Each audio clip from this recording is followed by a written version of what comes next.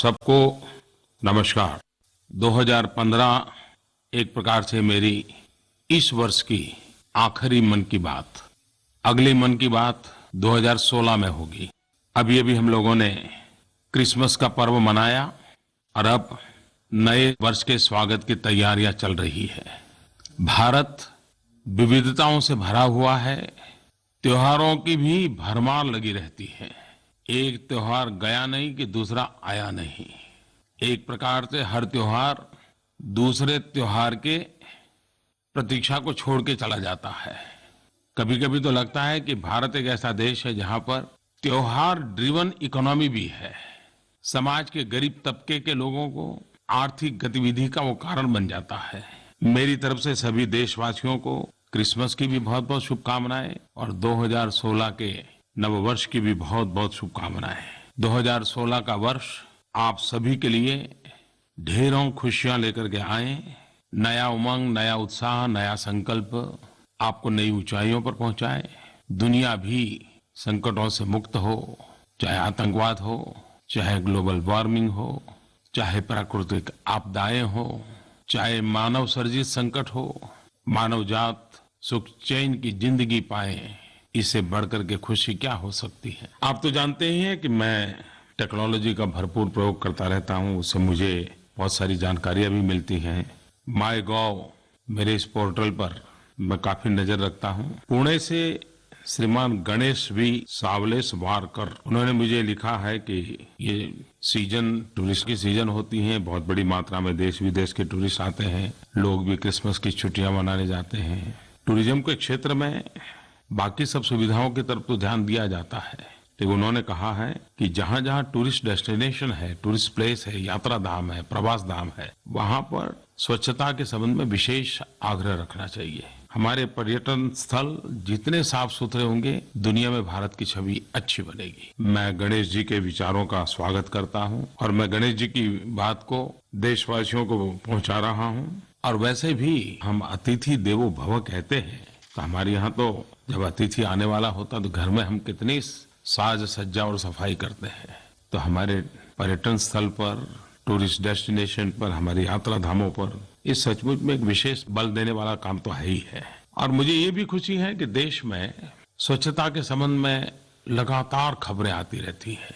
मैं डे 1 से इस विषय में मीडिया के मित्रों का तो धन्यवाद करता ही रहता हूँ, क्योंकि ऐसी छोटी छोटी अच्छी चीजें खोज करके वो लोगों के सामने रखते हैं। अभी मैंने एक अखबार में एक चीज पढ़ी थी, मैं चाहूंगा कि देशवासियों को मैं बताऊं। मध्य प्रदेश के सीहोर जिले के भोजपुरा गांव में एक बुजुर्ग कारीगर दिलीप सिंह मालविया, अब वो सामान्य कारीगर हैं जो मैशन का काम करते हैं, मजदूरी करते हैं। उन्होंने एक ऐसा अनूठा काम किया कि अखबार ने उनकी एक कथा छापी और मेरे ध्यान में आई, तो मुझे भी लगा कि मैं इस बात को आप तक पहुंचाऊं। छोटे से गांव के दिलीप सिंह मालविया, उन्होंने तय किया कि गांव में अगर कोई मटेरियल प्रोवाइड करता है तो शौचालय बनाने के लिए जो मजदूरी लगेगी वो नहीं लेंगे और वो मुफ्त में मैशन के नाते काम करते हुए शौचालय बना देंगे।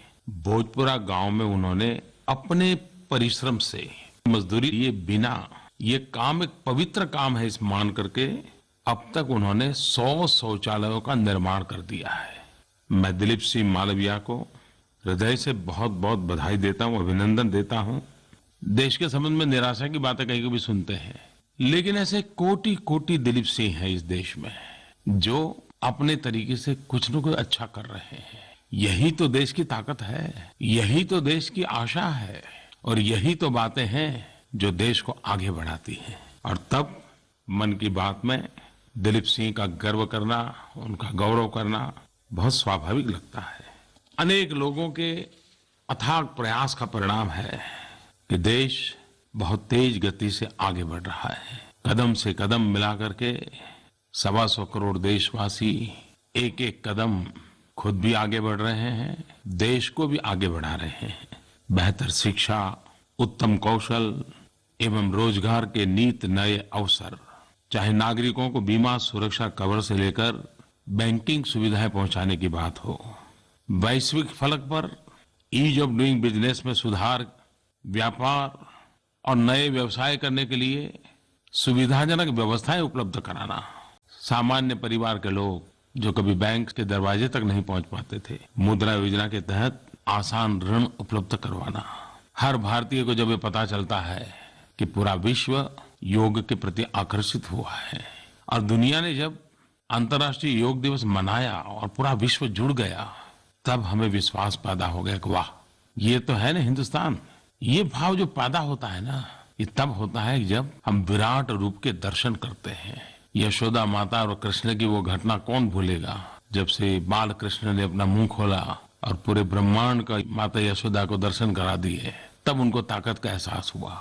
योग की घटना ने भारत को वो एहसास दिलाया है। स्वच्छता की बात एक प्रकार से घर घर में गूंज रही है।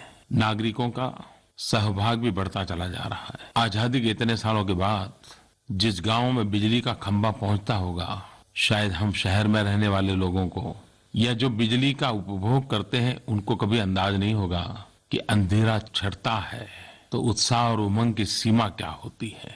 भारत सरकार का और राज्य सरकारों का ऊर्जा विभाग काम तो पहले भी करता था, लेकिन जब से गांवों में बिजली पहुंचाने का 1000 दिन का जो संकल्प किया है और हर दिन जब खबर आती है कि आज उस गांव में बिजली पहुंची, आज उस गांव में बिजली पहुंची, तो साथ साथ उस गांव के उमंग और उत्साह की खबरें भी आती हैं। अभी तक व्यापक रूप से मीडिया में इसकी चर्चा नहीं पहुंची है, लेकिन मुझे विश्वास है कि मीडिया ऐसे गांवों में जरूर पहुंचेगा और वहां का उत्साह उमंग कैसा है उससे देश को परिचित करवाएगा। और उसके कारण सबसे बड़ा तो लाभ ये होगा कि सरकार के जो मुलाजिम इस काम को कर रहे हैं, उनको एक इतना सेटिस्फेक्शन मिलेगा, इतना आनंद मिलेगा कि उन्होंने कुछ ऐसा किया है जो किसी गांव की, किसी की जिंदगी में बदलाव लाने वाला है। किसान हो, गरीब हो, युवा हो, महिला हो, क्या इन सबको ये सारी बातें पहुंचनी चाहिए कि नहीं पहुंचनी चाहिए? पहुंचनी इसलिए नहीं चाहिए कि किस सरकार ने क्या काम किया और किस सरकार ने काम क्या नहीं किया। पहुंचनी इसलिए चाहिए कि वो अगर इस बात का हकदार है तो हक जाने न दे। उसके हक को पाने के लिए भी तो उसको जानकारी मिलनी चाहिए ना। हम सब ने कोशिश करनी चाहिए कि सही बातें, अच्छी बातें, सामान्य मानवी के काम की बातें जितने ज्यादा लोगों को पहुंचती हैं, पहुंचानी चाहिए। यह भी एक सेवा का ही काम है। मैंने अपने तरीके से भी इस काम को करने का एक छोटा सा प्रयास किया है। मैं अकेला तो सब कुछ नहीं कर सकता हूं, लेकिन जो मैं कह रहा हूं तो कुछ मुझे भी करना चाहिए ना। एक सामान्य नागरिक भी अपने मोबाइल फोन पर नरेंद्र मोदी ऐप को डाउनलोड करके मुझसे जुड़ सकता है और ऐसी छोटी बातें मैं उस पर शेयर करता रहता हूं। और मेरे लिए खुशी की बात है कि लोग भी मुझे बहुत सारी बातें बताते हैं। आप भी अपने तरीके से जरूर इस प्रयास में जुड़िए। 125 करोड़ देशवासियों तक पहुंचना है। आपकी मदद के बिना मैं कैसे पहुंचूंगा? आइए हम सब मिलकर के सामान्य मानवी के हितों की बातें सामान्य मानवी की भाषा में पहुंचाएं और उनको प्रेरित करें उनके हक की चीजों को पाने के लिए। मेरे प्यारे नौजवान साथियों, 15 अगस्त को लाल किले से मैंने startup India, stand up India, उसके संबंध में एक प्राथमिक चर्चा की थी। उसके बाद सरकार के सभी विभागों में इस बात चल पड़ी, क्या भारत स्टार्टअप कैपिटल बन सकता है? क्या हमारे राज्यों के बीच नौजवानों के लिए एक उत्तम अवसर के रूप में नए नए स्टार्टअप, अनेकविध स्टार्टअप, नए नए इनोवेशन, चाहे मैन्युफैक्चरिंग में हो, चाहे सर्विस सेक्टर में हो, चाहे एग्रीकल्चर में हो, हर चीज में नयापन, नया तरीका, नई सोच। दुनिया इनोवेशन के बिना आगे बढ़ती ही नहीं है। Startup India, stand up India युवा पीढ़ी के लिए एक बहुत बड़ा अवसर लेके आई है। मेरे नौजवान साथियों, 16 जनवरी को भारत सरकार startup India, stand up India, उसका पूरा एक्शन प्लान लॉन्च करने वाली है। कैसे होगा, क्या होगा, क्यों होगा, एक खाका आपके सामने प्रस्तुत किया जाएगा। और इस कार्यक्रम में देश भर की IIT, IIM, central universities, NITs, जहां जहां युवा पीढ़ी है, उन सबको लाइव कनेक्टिविटी के द्वारा इस कार्यक्रम में जोड़ा जाएगा। स्टार्टअप के संबंध में हमारे यहाँ एक सोच बंदी बंधाई बन गई है। जैसे डिजिटल वर्ल्ड हो या आईटी प्रोफेशन हो, ये स्टार्टअप उन्हीं के लिए जी नहीं। हमें तो इसको भारत की आवश्यकताओं के अनुसार बदलाव लाना है। गरीब व्यक्ति कहीं मजदूरी करता है, उसको शारीरिक श्रम पड़ता है, लेकिन नौजवान इनोवेशन के द्वारा एक ऐसी चीज बना दे कि गरीब को मजदूरी में थोड़ी सुविधा हो जाए। मैं इसको भी स्टार्टअप मानता हूँ। मैं बैंक को कहूंगा कि ऐसे नौजवान को मदद करो। मैं उसको भी कहूंगा कि तुम हिम्मत से आगे बढ़ो, मार्केट मिल जाएगा। उसी प्रकार से क्या हमारे युवा पीढ़ी की बुद्धि संपदा कुछ ही शहरों में सीमित है क्या? ये सोच गलत है। हिंदुस्तान के हर कोने में नौजवानों के पास प्रतिभा है, उन्हें अवसर चाहिए। ये startup India, stand up India कुछ शहरों में सीमित नहीं रहना चाहिए, हिंदुस्तान के हर कोने में फैलना चाहिए। और इसलिए मैं राज्य सरकारों से भी आग्रह कर रहा हूं, इस बात को हम आगे बढ़ाएं। 16 जनवरी को मैं जरूर आप सबसे रूबरू होकर के विस्तार से इस विषय में बातचीत करूंगा और हर हमेशा आपके सुझावों का स्वागत रहेगा। प्यारे नौजवान साथियों, 12 जनवरी स्वामी विवेकानंद जी की जन्म जयंती है। मेरे जैसे इस देश के कोटि कोटि लोग हैं जिनको स्वामी विवेकानंद जी से प्रेरणा मिलती रही है। 1995 से 12 जनवरी स्वामी विवेकानंद जयंती को एक नेशनल यूथ फेस्टिवल के रूप में मनाया जाता है। इस वर्ष यह 12 जनवरी से 16 जनवरी तक छत्तीसगढ़ के रायपुर में होने वाला है। और मुझे जानकारी मिली कि इस बार की उनकी जो थीम है, क्योंकि उनका ये इवेंट थीम बेस होता है, थीम बहुत बढ़िया है, Indian youth of development, skill and harmony. मुझे बताया गया कि सभी राज्यों से, हिंदुस्तान के कोने कोने से 10,000 से ज्यादा युवा इकट्ठे होने वाले हैं। एक लघु भारत का दृश्य वहां पैदा होने वाला है, युवा भारत का दृश्य पैदा होने वाला है। एक प्रकार से सपनों की बाढ़ नजर आने वाली है, संकल्प का एहसास होने वाला है। इस यूथ फेस्टिवल के संबंध में क्या आप मुझे अपने सुझाव दे सकते हैं? मैं खास करके युवा दोस्तों से आग्रह करता हूं कि मेरी जो नरेंद्र मोदी ऐप है उस पर आप डायरेक्टली मुझे अपने विचार भेजिए। मैं आपके मन को जानना समझना चाहता हूं और जो ये नेशनल यूथ फेस्टिवल में रिफ्लेक्ट हो, मैं सरकार में उसके लिए उचित सुझाव भी दूंगा, सूचनाएं भी दूंगा। तो मैं इंतजार करूंगा दोस्तों, नरेंद्र मोदी ऐप पर यूथ फेस्टिवल के संबंध में आपके विचार जानने के लिए। अहमदाबाद गुजरात के दिलीप चौहान, जो एक विजुअली चैलेंज टीचर है, उन्होंने अपने स्कूल में एक्सेसिबल इंडिया डे उसको मनाया। उन्होंने मुझे फोन करके अपनी भावनाएं व्यक्त की है। Sir, we celebrated Accessible India campaign in my school. I'm a visually challenged teacher and I address the 2,000 children on the issue of disability and how we can spread awareness and help differently able people, and students' response was fantastic. We enjoyed in the school and students were inspired and motivated to help the disabled people in the society. I think it was a great initiative by you. Dilip ji, आपका बहुत बहुत धन्यवाद। और आप तो स्वयं इस क्षेत्र में काम कर रहे हैं, आप भली भांति इन बातों को समझते हैं और आपने तो बहुत सारी कठिनाइयां भी झेली होगी। कभी कभी समाज में इस प्रकार के किसी व्यक्ति से मिलने का अवसर आता है तो हमारे मन में ढेर सारे विचार आते हैं। हमारी सोच के अनुसार हम उसे देखने का अपना नजरिया भी व्यक्त करते हैं। कई लोग होते हैं जो हादसे के शिकार होने के कारण अपना कई अंग गंवा देते हैं। कुछ लोग होते हैं कि जन्मजात ही कोई क्षति रह जाती है। और ऐसे लोगों के लिए दुनिया में अनेक अनेक शब्द प्रयोग हुए हैं, लेकिन हमेशा इन शब्दों के प्रति भी चिंतन चलता रहा है। हर समय लोगों को लगा नहीं नहीं नहीं, ये उनके लिए ये शब्द की पहचान अच्छी नहीं लगती है, सम्मानजनक नहीं लगती है। और हमने देखा होगा कि कितने शब्द आ चुके हैं। कभी हैंडीकैप शब्द सुनते थे, तो कभी डिसेबल शब्द सुनते थे, तो कभी स्पेशली एबल पर्सन, अनेक शब्द आते रहते हैं। ये बात सही है कि शब्दों का भी अपना एक महत्व होता है। इस वर्ष जब भारत सरकार ने सुगम्य भारत अभियान का प्रारंभ किया, उस कार्यक्रम में मैं जाने वाला था, लेकिन तमिलनाडु के कुछ जिलों में और खास करके चेन्नई में भयंकर बाढ़ के कारण मेरा वहां जाने का कार्यक्रम बना। उस दिन मैं उस कार्यक्रम में रह नहीं पाया था। लेकिन उस कार्यक्रम में जाना था तो मेरा मन में कुछ न कुछ विचार चलते रहते थे। तो उस समय मेरे मन में विचार आया था कि परमात्मा ने जिसको शरीर में कोई कमी दी है, कोई क्षति दी है, एक आध अंग ठीक से काम नहीं कर रहा है, हम उसे विकलांग कहते हैं और विकलांग के रूप में जानते हैं। लेकिन कभी कभी उनके परिचय में आते हैं तो पता चलता है कि हमें आंखों से उसकी एक कमी दिखती है, लेकिन ईश्वर ने उसको कोई एक्स्ट्रा पावर दिया होता है, एक अलग शक्ति का उसके अंदर परमात्मा ने निरूपण किया होता है, जो अपनी आंखों से हम नहीं देख पाते हैं।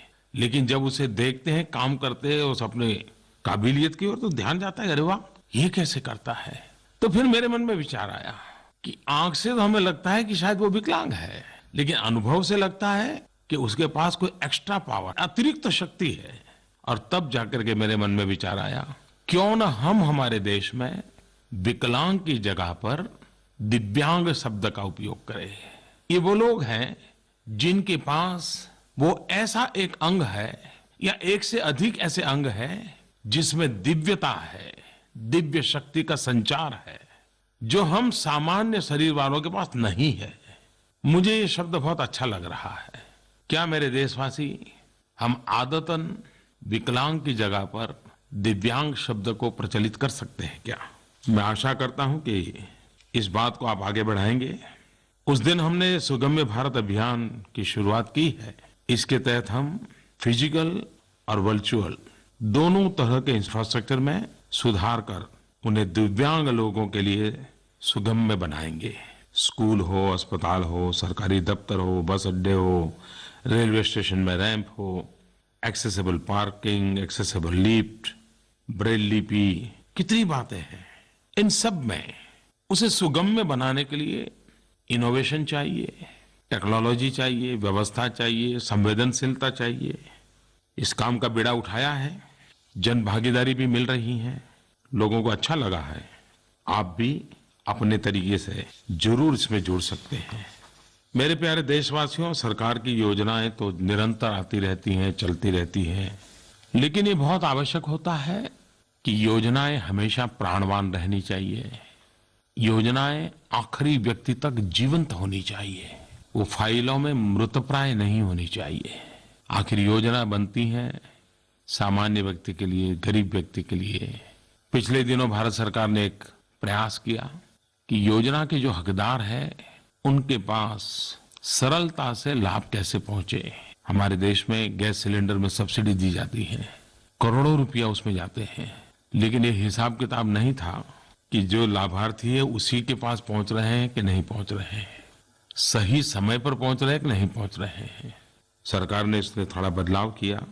जनधन अकाउंट हो, आधार कार्ड हो, इन सब की मदद से विश्व की सबसे बड़ी largest direct benefit transfer scheme के द्वारा सीधा लाभार्थियों के बैंक खाते में सब्सिडी पहुंचना। देशवासियों के बताते हुए मुझे गर्व हो रहा है कि अभी अभी Guinness book of world record में इसे स्थान मिल गया कि दुनिया की सबसे बड़ी डायरेक्ट बेनिफिट ट्रांसफर स्कीम है जो सफलतापूर्वक लागू कर दी गई है। पहल नाम से ये योजना प्रचलित है और प्रयोग बहुत सफल रहा है। नवंबर अंत तक करीब करीब 15 करोड़ एलपीजी उपभोक्ता पहल योजना के लाभार्थी बन चुके हैं। 15 करोड़ लोगों के खाते में, बैंक अकाउंट में सरकारी पैसे सीधे जाने लगे हैं। न कोई बिचौलिया, न कोई सिफारिश की जरूरत, न कोई भ्रष्टाचार की संभावना। एक तरफ आधार कार्ड का अभियान, दूसरी तरफ जनधन अकाउंट खोलना, तीसरी तरफ राज्य सरकार और भारत सरकार मिलकर के लाभार्थियों की सूची तैयार करना, उनको आधार से और अकाउंट से जोड़ना, ये सिलसिला चल रहा है। इन दिनों तो मनरेगा, जो कि गांव में रोजगार का अवसर देता है, वो मनरेगा के पैसे बहुत शिकायतें आती थी। कई स्थानों पर अब वो सीधा पैसा उस मजदूरी करने वाले व्यक्ति के खाते में जमा होने लगे हैं। स्टूडेंट्स को स्कॉलरशिप में भी कई कठिनाइयां होती थी, शिकायतें भी आती थी, उनमें भी अब प्रारंभ कर दिया है, धीरे धीरे आगे बढ़ाएंगे। अब तक करीब करीब 40,000 करोड़ रुपया सीधा ही लाभार्थी के खाते में जाने लगे हैं, अलग अलग योजनाओं के माध्यम से। एक मोटा मोटा मेरा अंदाज है करीब करीब 35 से 40 योजनाएं अब सीधे सीधी डायरेक्ट बेनिफिट ट्रांसफर के अंदर समाहित की जा रही है। मेरे प्यारे देशवासियों, 26 जनवरी भारतीय गणतंत्र दिवस का एक सुनहरा पल। ये भी सुभग संयोग है कि इस बार डॉक्टर बाबा साहब आम्बेडकर, हमारे संविधान के निर्माता, उनकी 125वीं जयंती है। संसद में भी 2 दिन संविधान पर विशेष चर्चा रखी गई थी और बहुत अच्छा अनुभव रहा। सभी दलों ने, सभी सांसदों ने संविधान की पवित्रता, संविधान का महत्व, संविधान का सही स्वरूप में समझना, बहुत ही उत्तम चर्चा की। इस बात को हमें आगे बढ़ाना चाहिए। गणतंत्र दिवस सही अर्थ में जन जन को तंत्र के साथ जोड़ सकता है क्या, और तंत्र को जन जन के साथ जोड़ सकता है क्या? हमारा संविधान हमें बहुत अधिकार देता है और अधिकारों की चर्चा सहज रूप से होती है और होनी भी चाहिए, उसका भी उतना ही महात्मा है। लेकिन संविधान कर्तव्य पर भी बल देता है। लेकिन देखा यह गया है कि कर्तव्य की चर्चा बहुत कम होती है। ज्यादा से ज्यादा जब चुनाव होते हैं तो चारों तरफ एडवर्टाइजमेंट होते हैं, दीवारों पर लिखा जाता है, होर्डिंग लगाए जाते हैं कि मतदान करना हमारा पवित्र कर्तव्य है। मतदान के समय तो कर्तव्य की बात बहुत होती है, लेकिन क्यों न सहज जीवन में भी कर्तव्य की बातें हो। जब इस वर्ष हम बाबा साहब आम्बेडकर की 125वीं जयंती मना रहे हैं, तो क्या हम 26 जनवरी को निमित्त बना करके स्कूलों में, कॉलेजेस में, अपने गांवों में, अपने शहर में, भिन्न भिन्न सोसाइटीज में, संगठनों में कर्तव्य इसी विषय पर निबंध स्पर्धा, काव्य स्पर्धा, वक्तृत्व स्पर्धा ये कर सकते हैं क्या? अगर 125 करोड़ देशवासी कर्तव्य भाव से एक के बाद एक कदम उठाते चले जाएं, तो कितना बड़ा इतिहास बन सकता है। लेकिन चर्चा से शुरू तो करें। मेरे मन में एक विचार आता है, अगर आप मुझे 26 जनवरी के पहले ड्यूटी, कर्तव्य अपनी भाषा में, अपनी भाषा के उपरांत अगर आपको हिंदी में लिखना है तो हिंदी, अंग्रेजी में लिखना है तो अंग्रेजी में, कर्तव्य पर काव्य रचनाएं हो, कर्तव्य पर ऐसे राइटिंग हो, निबंध लिखें, आप मुझे भेज सकते हैं क्या? मैं आपके विचारों को जानना चाहता हूँ। MyGov मेरे इस पोर्टल पर भेजिए और मैं जरूर चाहूंगा कि मेरे देश की युवा पीढ़ी कर्तव्य के संबंध में क्या सोचती है। एक छोटा सा सुझाव देने का मन करता है। 26 जनवरी जब हम गणतंत्र दिवस मनाते हैं, क्या हम नागरिकों के द्वारा, स्कूल कॉलेज के बालकों के द्वारा हमारे शहर में जितनी भी महापुरुषों की प्रतिमाएं हैं, स्टैच्यू लगे हैं, उसकी सफाई, उस परिसर की सफाई, उत्तम से उत्तम स्वच्छता, उत्तम से उत्तम सुशोभन 26 जनवरी निमित्त कर सकते हैं क्या? और ये मैं सरकारी राह पर नहीं कह रहा हूं, नागरिकों के द्वारा। जिन महापुरुषों का स्टैच्यू लगाने के लिए हम इतने इमोशनल होते हैं, लेकिन बाद में उसको संभालने में हम इतने ही उदासीन होते हैं, समाज के नाते, देश के नाते, क्या ये हम अपना सहज स्वभाव बना सकते हैं क्या? इस 26 जनवरी को हम सब मिलकर प्रयास करें कि ऐसी महापुरुषों की प्रतिमाओं का सम्मान, वहां सफाई, परिसर की सफाई, और ये सब जनता जनार्दन द्वारा, नागरिकों द्वारा सहज रूप से हो। प्यारे देशवासियों, फिर एक बार नव वर्ष की 2016 की ढेर सारी शुभकामनाएं। बहुत बहुत धन्यवाद।